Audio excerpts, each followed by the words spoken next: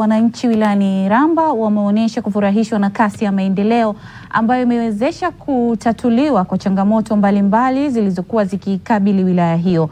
Mwanahabari wetu Jamaldini Abu ametuandalia taarifa ifuatayo. Wenyewe wanadiriki kunadi kwa huduma za afya kwa sasa zimeimarika mno katika maeneo yao ukilinganishwa na hapo zamani.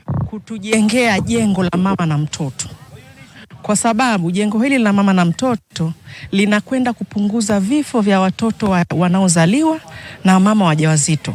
Wilaya ya Iramba ilikuwa na vituo vya afya viwili tu, lakini kufikia hii leo ndani ya miaka minne ina vituo vya afya zaidi ya 9. Lakini sasa hivi hata sehemu zile za vijijini ambazo zilikuwa hazifikiki zimefunguliwa. Wapo waliokunwa na kasi hii ya maendeleo na kutoa kongole kwa serikali. Miaka 4 ya Mama Samia katika utekelezaji wa Irani, kazi nyingi zimefanyika, miradi mingi tumeiona na imefanyika kwa kiwango kikubwa. Kwa kweli kwa sisi wilaya ya Iramba hatumdai mama. Nao uongozi wa serikali ya wilaya ya Iramba unatia neno katika mabadiliko haya ya kimaendeleo. Tulielekeza nguvu nyingi ni katika uzalishaji.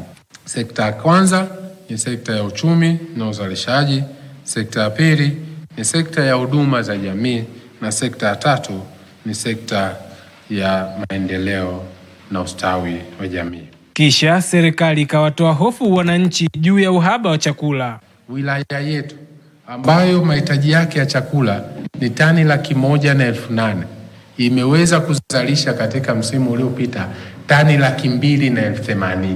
Tuna ziada ya zaidi ya tani 100,80.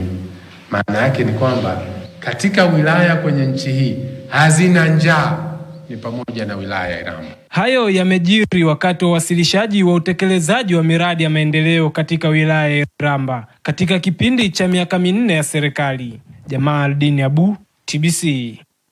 Kutoka huko mkoani Singida tukirejea hapa katikati ya jiji, wakulima wa zao la chai wameiomba serikali kulipa kipaumbele zao hilo